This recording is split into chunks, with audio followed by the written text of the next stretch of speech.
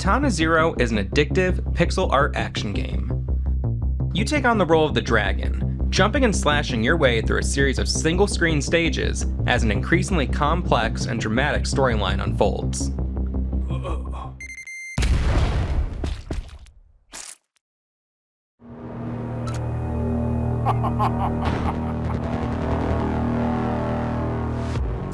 The game takes place over a number of days, and each day, the dragon is given a new target to assassinate, along with certain objectives they are asked to meet.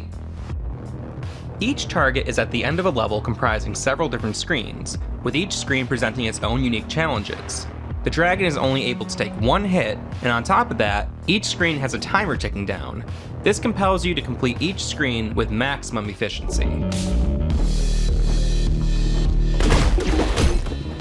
The game has a very rich and distinct style, and while playing it did conjure up a number of possible influences like elevator action returns, Super Meat Boy, or even the time manipulation mechanics of a game like Superhot, I have to believe that the developers took more than a few notes from 2012's Hotline Miami.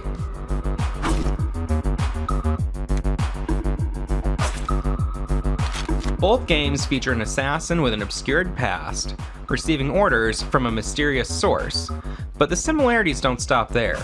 In addition to the fast-paced, one-hit kill gameplay, both games utilize synthwave soundtracks, complemented by VHS tape overlays and trippy visual effects. Oh yeah, and both games were published by the unimpeachable Devolver Digital. Not everything they touch is gold, but I've yet to play a bad game from those folks.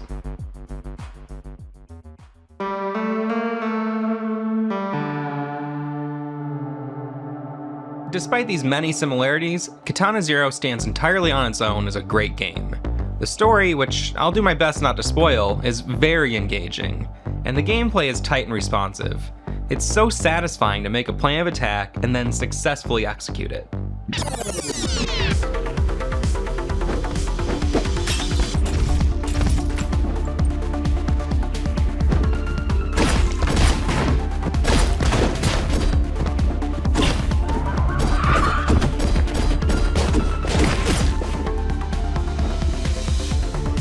While the core of the game is sort of action platformer, Katana Zero also plays with time in some very interesting ways.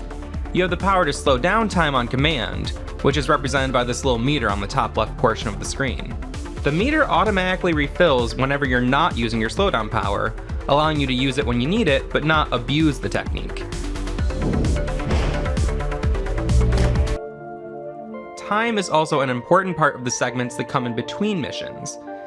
These non-combat scenarios feature conversations with branching dialogue paths that can be affected by how quickly or how slowly you respond to the other character.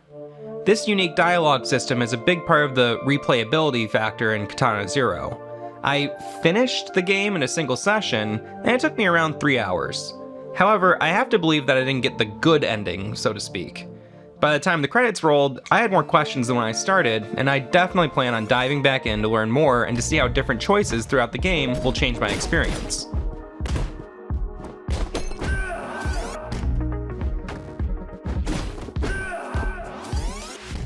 At the time of this review, the game's been out for about 17 months on Windows, Mac, and Nintendo Switch.